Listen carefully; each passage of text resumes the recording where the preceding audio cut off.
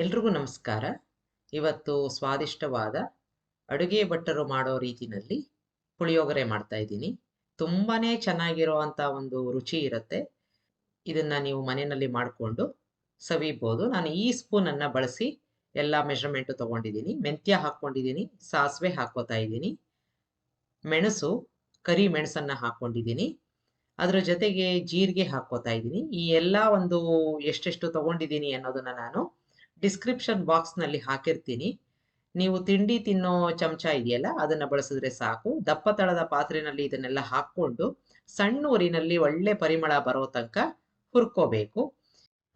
ಕೊತ್ತಂಬರಿ ಬೀಜ ಹಾಕೊಂಡಿದ್ದೀನಿ, ಇದಕ್ಕೆ ಕರ್ಬೇವಿನ ಸೊಪ್ಪು, ಎಲ್ಲವನ್ನು ಸಣ್ಣ ಊರಿನಲ್ಲಿ ಒಂದೇ ಒಂದು ಸ್ಪೂನಷ್ಟು ಎಣ್ಣೆನ ಹಾಕ್ಕೊಂಡು ಒಳ್ಳೆ ಪರಿಮಳ ಬರೋ ತನಕ ನಿಧಾನಕ್ಕೆ ಹುರ್ಕೋಬೇಕು. ಹುರಿದಿರೋದು ಚೆನ್ನಾಗಿಲ್ಲ ಅಂತಂದ್ರೆ ಆಮೇಲೆ ಪುಳಿಯೋಗರೆ ಚೆನ್ನಾಗಿ ಬರಲ್ಲ. ಹಾಗಾಗಿ ಸಣ್ಣ ಊರಿನಲ್ಲಿ ಹುರ್ಕೊಳ್ಳೋದು ತುಂಬಾನೇ ಮುಖ್ಯವಾದ ಒಂದು ಅಂಶ. ಈಗ ಒಳ್ಳೆ ಪರಿಮಳ ಬರ್ತಾ ಇದೆ. ಇದಕ್ಕೆ ನಾನು ಮೆಣಸಿನಕಾಯಿನ ಹಾಕೋತಾ ಇದ್ದೀನಿ. ಇಲ್ಲಿ ಬರೀ ಬ್ಯಾಡಗಿನ ಉಪಯೋಗಿಸಿದ್ದೀನಿ, ಗುಂಟೂರು ಇಲ್ಲ. ನೀವು ಬೇಕಾದ್ರೆ ಖಾರ ಬೇಕು ಅಂತಂದ್ರೆ 2 ರಿಂದ 3 ಗುಂಟೂರು ಮೆಣಸಿನಕಾಯಿನ ಹಾಕೋಬಹುದು ಇದ್ರ ಜೊತೆಗೆ. ಈಗ ಅದನ್ನು ಸೇರಿಸ್ಕೊಂಡು ಮೆಣಸಿನಕಾಯಿ ಸ್ವಲ್ಪ ಗರ್ಗರಿ ಆಗೋ ತನಕ ಹುರ್ಕೋಬೇಕು. ತುಂಬಾನೇ ಹುರಿಯೋ ಅವಶ್ಯಕತೆ ಇಲ್ಲ. ಸ್ವಲ್ಪ ಮೇಲ್ಪದರ ಬಿಸಿ ಆದ್ರೆ ಸಾಕು. ಒಂದ್ಸಲ ಮುಟ್ ನೋಡಿ, ಚೆನ್ನಾಗಿ ಬಿಸಿಯಾಗಿದೆ ಅಂತ ಆದ್ರೆ ಸಾಕು. ಈಗ ಇದಕ್ಕೆ ಒಂದು ಅರ್ಧ ಸ್ಪೂನ್ನಷ್ಟು ಅರಿಶಿನ, ಇಂಗನ್ನ ಹಾಕೊಂಡು ಸ್ವಿಚ್ ಆಫ್ ಮಾಡ್ಕೊಂಡಿದ್ದೀನಿ. ಮತ್ತೆ ಹುರಿಯೋ ಅವಶ್ಯಕತೆ ಇಲ್ಲ, ಎಲ್ಲವೂ ಚೆನ್ನಾಗಿ ಹುರ್ಕೊಂಡಾಗಿದೆ. ಒಳ್ಳೆ ಪರಿಮಳ ಬರ್ತಾ ಇರುತ್ತೆ. ಸಂಪೂರ್ಣವಾಗಿ ಆರಕ್ಕೆ ಬಿಡೋಣ, ಆಮೇಲೆ ಮಿಕ್ಸಿಗೆ ಹಾಕೊಳ್ಳೋಣ.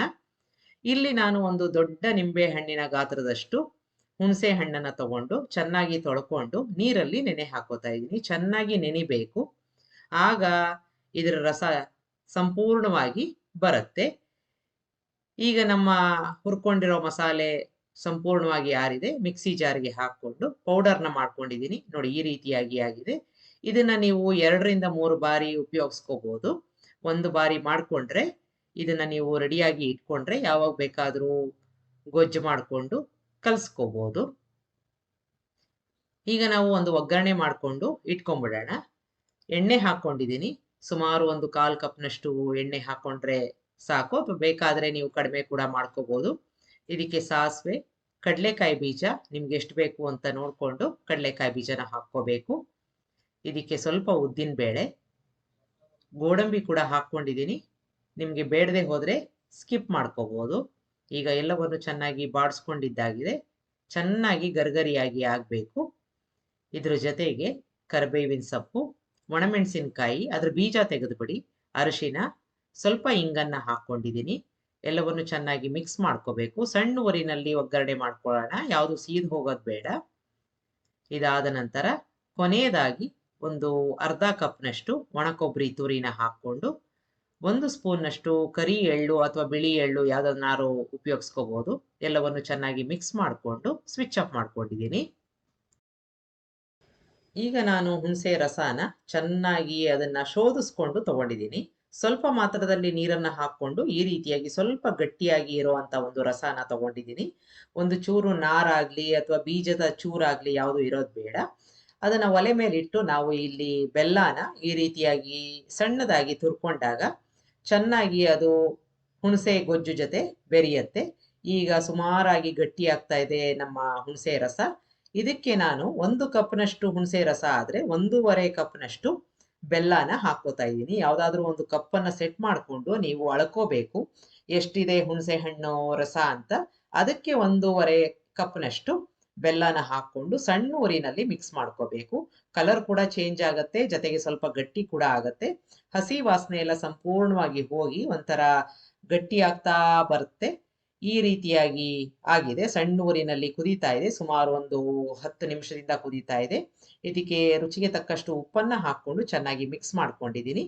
ಆ ನಂತರದಲ್ಲಿ ನಾನು ಉಪ್ಪನ್ನ ಹಾಕ್ತಾ ಇಲ್ಲ, ಹಾಗಾಗಿ ಇದಕ್ಕೇನೆ ರುಚಿಗೆ ತಕ್ಕಷ್ಟು ಉಪ್ಪನ್ನ ಹಾಕೊಂಡು ಈಗ ಸುಮಾರು ಒಂದು 8 ಸ್ಪೂನ್ ಅಷ್ಟು ನಾವು ಮಾಡ್ಕೊಂಡಿರೋ ಪುಳಿಯೋಗರೆ ಪುಡಿ ಇತ್ತಲ್ಲ ಅದನ್ನ ಹಾಕೊಂಡು ಸಣ್ಣ ಊರಿನಲ್ಲಿ ಮಿಕ್ಸ್ ಮಾಡ್ಕೋಬೇಕು.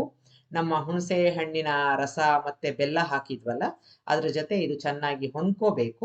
ನೋಡಿ, ಈ ರೀತಿಯಾಗಿ ತುಂಬಾನೇ ಸ್ಮೂತ್ ಆಗಿರೋ ಒಂದು ಪೇಸ್ಟ್ ತರ ರೆಡಿ ಆಗುತ್ತೆ. ಸಣ್ಣ ಊರಿನಲ್ಲಿ ಮಿಕ್ಸ್ ಮಾಡ್ಕೋತಾ ಬರಬೇಕು. ಅದು ಸ್ವಲ್ಪ ತಳ ಬಿಡಕ್ಕೆ ಬರುತ್ತೆ. ಅದ್ವರ ತನಕ ಇದನ್ನ ಮಿಕ್ಸ್ ಮಾಡ್ಕೋತಾ ಇದ್ದೀನಿ. ಈ ರೀತಿಯಾಗಿ ಮಾಡಿದಾಗ ಒಟ್ಟಾರೆಯಾಗಿ ಒಂದು ಕಡೆ ಬರಬೇಕು. ಇದು ಕರೆಕ್ಟ್ ಆಗಿರೋ ಒಂದು ಗೊಜ್ಜಿನ ಹದ. ಇದಕ್ಕೆ ಈಗಾಗಲೇ ನಾವು ಒಗ್ಗರಣೆ ಮಾಡ್ಕೊಂಡಿದ್ವಲ್ಲ, ಅದನ್ನ ಬೆರೆಸ್ಕೊಂಡ್ರೆ ನಮ್ಮ ಪುಳಿಯೋಗರೆ ಗೊಜ್ಜು ರೆಡಿ ಆಯ್ತು.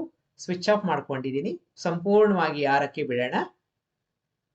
ಅನ್ನನ ಈಗಾಗಲೇ ಮಾಡಿಕೊಂಡು ಇಟ್ಕೊಂಡಿದ್ದು ಉದುರುದುರಾಗಿ, ಅದಕ್ಕೆ ಈ ಒಂದು ಗೊಜ್ಜನ್ನ ನಿಮ್ಗೆ ಎಷ್ಟು ಬೇಕೋ ಅಷ್ಟು ಹಾಕೊಂಡು ಕೈಯಲ್ಲಿ ಕಲ್ಸ್ಕೊಂಡಾಗ ತುಂಬಾನೇ ರುಚಿ. ಮೊದಲನೇದಾಗಿ ಕೈಯಲ್ಲಿ ಕಲ್ಸ್ಕೊಂಡು ಆನಂತರದಲ್ಲಿ ನೀವು ಬೇಕಾದ್ರೆ ಸೌಟನ್ನ ಬಳಸ್ಬೋದು.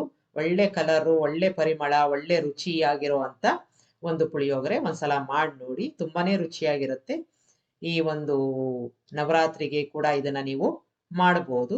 ಇದನ್ನ ನೀವು ಹಪ್ಪಳ ಸಂಡಿಗೆ ಜೊತೆ ಸರ್ವ್ ಮಾಡ್ಬೋದು. ನಿಮಗೆ ರೆಸಿಪಿ ಇಷ್ಟ ಆದಲ್ಲಿ ಲೈಕ್ ಮಾಡಿ, ಶೇರ್ ಮಾಡಿ, ಕಮೆಂಟ್ ಮಾಡಿ, ನನ್ನ ಚಾನಲ್ಗೆ ಸಬ್ಸ್ಕ್ರೈಬ್ ಮಾಡಿ. ನಮಸ್ಕಾರ.